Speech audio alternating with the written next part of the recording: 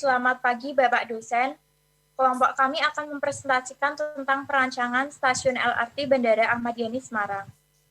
Perkenalkan, nama saya Rabiatul Triadawiyah, NIM 17A10178. Saya Erin Monica, NIM 17A10165. Nama saya Samuel Putra Kurnia dengan NIM 17A10169. Dan saya Narendra Budi Satya dengan NIM 17A10171. Kita mulai dari bab 1 pendahuluan. Latar belakang. Latar belakang di sini, LRT sendiri kereta api yang cepat dan dapat menjadi solusi transportasi para masyarakat yang tinggal di pinggir kota Semarang. Selain itu, juga mengurangi kemacetan yang ada di jalanan dan untuk meminimalisir pengendara kendaraan bermotor. Stasiun ini sebagai perantara bandara sampai ke Tugu Muda. Pernyataan masalah sendiri ada 3, yaitu 1. Apakah LRT dapat mengatasi akses masyarakat di pinggir kota ke dalam kota? 2. Apakah pembangunan LRT dapat mengurangi kemacetan yang terjadi? 3. Apakah pembangunan LRT dapat menekan kendaraan pribadi? Next, untuk tujuan sendiri, 1. Memenuhi kebutuhan masyarakat akan transportasi. 2. Mewujudkan terciptanya transportasi yang integrasi dalam rancang mengurangi kemacetan. 3. Meningkatkan fasilitas dan potensi yang mendukung dan memanfaatkan potensi yang ada pada lahan tersebut. 4. Menuju berkembangnya wilayah Semarang Barat dan meningkatkan ekonomi. 2. Gambaran umum. Next, gambaran umum proyek itu, proyek LRT berfungsi sebagai memindahkan penumpang dari Bandara Ahmad Yani ke Tugu Muda. Memiliki fasilitas pembelian tiket, toilet, tempat duduk, musola, kantor manajemen, janitor, dan minimarket. Terminologi proyek tersebut, yaitu proyek LRT ini memiliki konsep memindahkan penumpang lebih banyak dengan tujuan dari bandara ke Tugu Muda. Gambaran umum fungsi bangunan sendiri, LRT ini dari bandara ke Tugu Muda memiliki karakteristik bangunan yang menonjol budaya arsitektur tropis. Untuk gambaran umum lokasi dan tapak, lokasi sendiri berada di Bandara Ahmad Yani Semarang. Untuk lokasi akhir di Tugu Muda Semarang. Untuk KDB 50%, KLB 1,5, maksimal lantai 3, GSB 17 meter, regulasi KKOP tinggi maksimal 15 meter. Untuk gambaran umum lokasi luar tapak, 1. Memiliki karakter bangunan di luar tapak, yaitu bangunan obstacle restriction and removal, sesuai keputusan Menteri Perhubungan KM 48 tahun 2002 yang mengatur kawasan keselamatan udara yang harus bebas dari hambatan. 2. Karakteristik jalan dan transportasi, yaitu memiliki fasilitas infrastruktur 2 arah dengan ukuran jalan 16 meter. Karakteristik iklim pada lokasi. Untuk iklim sendiri, yaitu iklim tropis, menurut klasifikasi Köppen adalah AM tropical monsoonal. Dan untuk musim sendiri, musim kering, kemarau, dan musim basah atau penghujan. Untuk kondisi topografi sendiri, yaitu kondisi tanah lembek dan cukup berair. Untuk kondisi kebencanaan, kondisi tanah yang berair, sehingga dapat terjadinya kelongsoran pada tanah. Untuk kondisi tanah, lapisan lempung menebal pada arah pantai utara. Untuk pantai selatan, lapisan lamau sampai lempung dan pasir. Selanjutnya dijelaskan oleh Erin. Ini adalah gambaran umum dari tapak yang ada di bandara. Bab 3, analisa dan pemrograman arsitektur. Kapasitas dan karakteristik pengguna LRT adalah kapasitas penumpangnya berkisar pada 2.000 orang per hari, dengan umur pengguna sekitar umur 15-30 tahun, dengan data pekerjaan dominasi karyawan swasta dan mahasiswa, dan lebih banyak digunakan kalangan perempuan.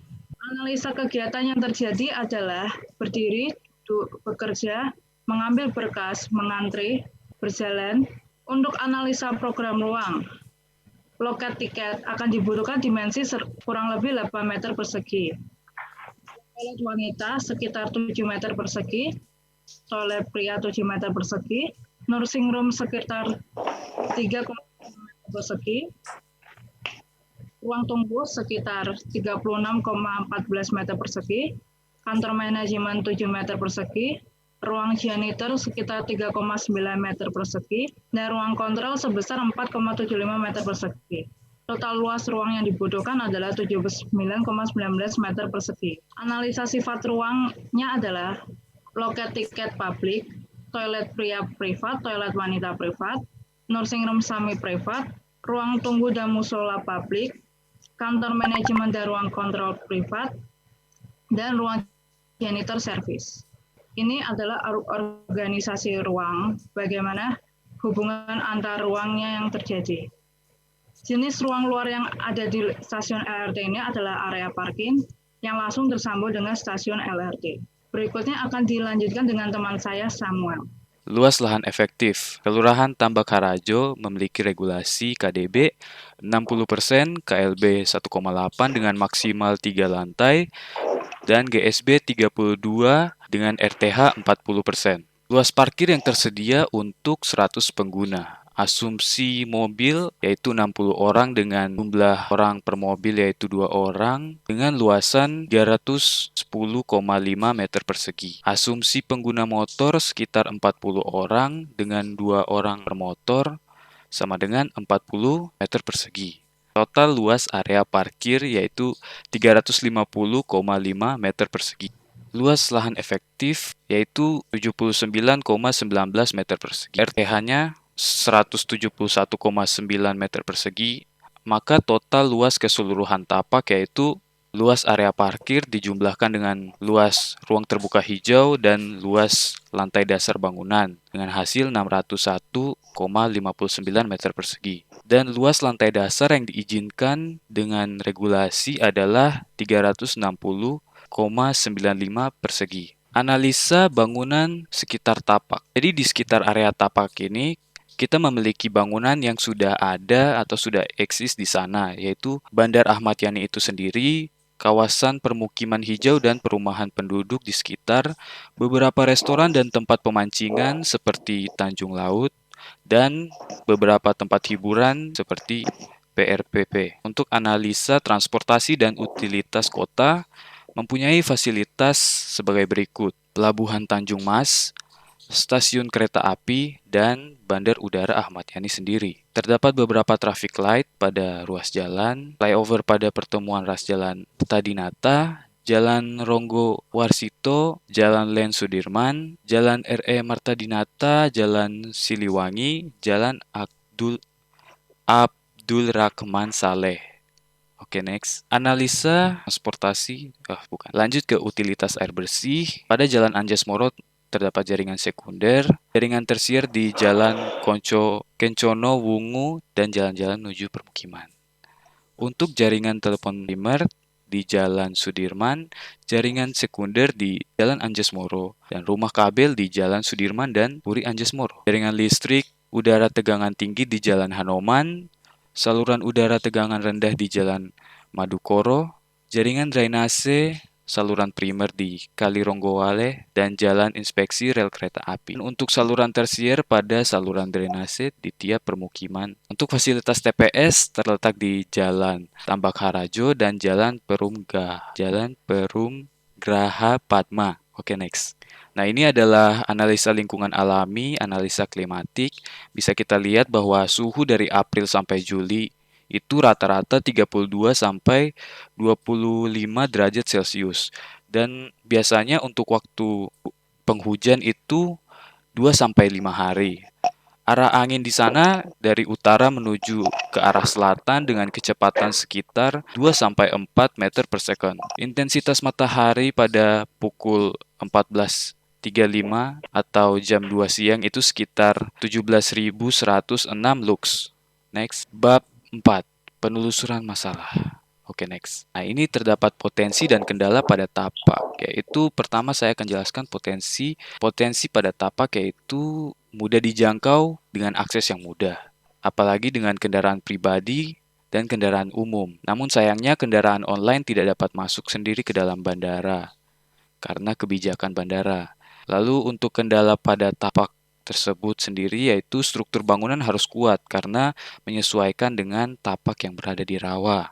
Analisa masalah, masalah fungsi bangunan dengan aspek pengguna.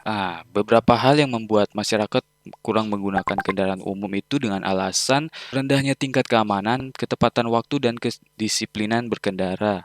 Masalah fungsi pada tapak yaitu kondisi tanah yang berair dan jangkauan wilayah untuk ditempuh jauh. Masalah pada lingkungan luar tapak, khususnya di wilayah KKOP atau kawasan keselamatan operasi. Terdapat masalah fungsi lingkungan, topik, atau tema yang akan diangkat. Nah, untuk desain yang kami ambil yaitu LRT yang dapat digunakan oleh pengguna dengan kenyamanan dan keamanan yang tinggi dan dapat mengurangi kemacetan yang ada di kota Semarang. Oke, permasalahan, identifikasi permasalahan. Terdapat masalah yang harus kita hadapi yaitu belum memiliki identitas visual dari LRT Semarang sendiri, kurangnya identitas visual yang mengenalkan LRT kepada masyarakat. Masalahan yang ada di desain yang kami ambil yaitu karena kondisi tapak yang berawah dan berair. Kedua, keefektifan dan keefisienan pengguna LRT. Tiga, berada pada wilayah KKOP. Untuk pernyataan masalah terdapat 3 yaitu bagaimana membangun stasiun LRT pada tapak yang berawah. Kedua, bagaimana membuat desain yang mencirikan visual dari LRT Semarang. Dan yang ketiga, bagaimana cara mengenalkan informasi tentang LRT Semarang. Oke, next.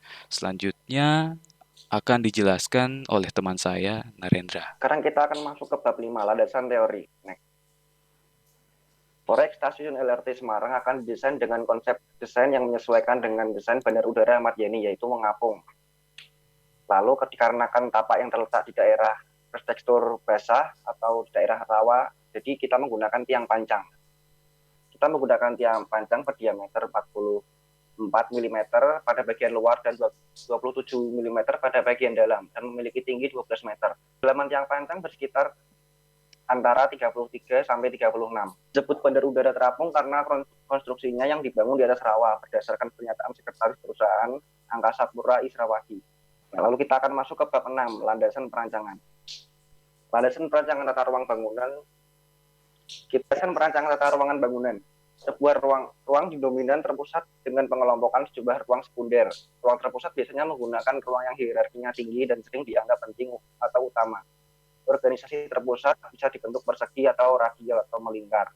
Ini adalah gambar contoh organisasi terpusat. Lalu landasan perancangan bentuk bangunan. Dari bentuk bangunan kita mengadaptasi dari bentuk rumah adat di Jawa Tengah yaitu joglo. Seperti pada gambar yang ditunjukkan di slide. Lalu kita menambahkan ornamen-ornamen seperti gunungan yang merupakan ciri khas dari Jawa Tengah. Landasan perancangan struktur bangunan. Kenakan letak tapak yang dekat dengan pantai dan sebagian tapak bangunan tergenang air, maka menggunakan struktur bangunan bersistem floating atau juga dapat menggunakan sistem rumah panggung, seperti gambar ditunjukkan di slide tersebut. Landasan perancangan bahan bangunan.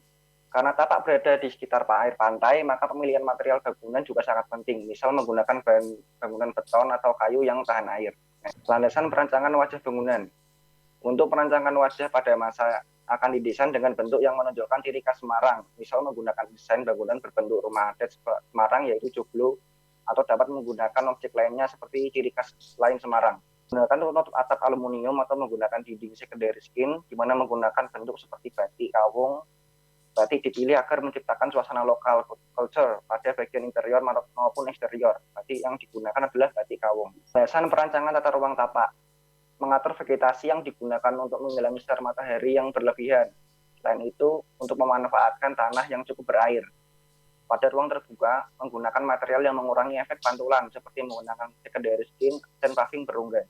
Landasan perancangan utilitas bangunan. Yang pertama, sistem jaringan air bersih dan air kotor. Sumber air bersih berasal dari PDAM dan sumur bor atau artetis, di mana daerah tersebut merupakan daerah berair. Air bersih ditampung di dalam bak, tampung reservoir, dan sebelumnya dilakukan TWT, treatment water tank, yang tujuan agar air lebih steril. Dari reservoir, air bersih didistribusikan ke bagian-bagian yang membutuhkan suplai air bersih dengan menggunakan mesin pompa. Lalu yang kedua, sistem jaringan air kotor. Saluran air kotor dari wastafel, dapur, floor drain, air hujan dipisahkan dengan jaringan air kotor dari WC. Jaringan air kotor dari WC disalurkan menggunakan pipa yang tertutup dan ditanam di dalam tanah. yang kemudian disalurkan ke septic tank dan sumur peresapan. Lalu pengolahan atau daur ulang air kotor untuk dimanfaatkan kembali untuk mengisi flusher dan menyiram tanaman. Sisa air kotor atau yang tidak terpakai disalurkan dengan pipa menuju riol kota. Lalu yang ketiga, sistem pemadam kebakaran. Tujuan merancang sistem pemadam kebakaran merupakan salah satu syarat sebuah bangunan agar memiliki sistem proteksi aktif dan sistem proteksi pasif untuk melindungi bangunan dari bahaya kebakaran.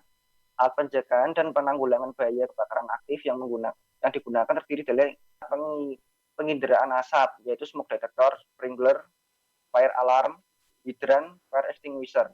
Begitulah presentasi tugas LPA LRT Semarang dari kelompok kami.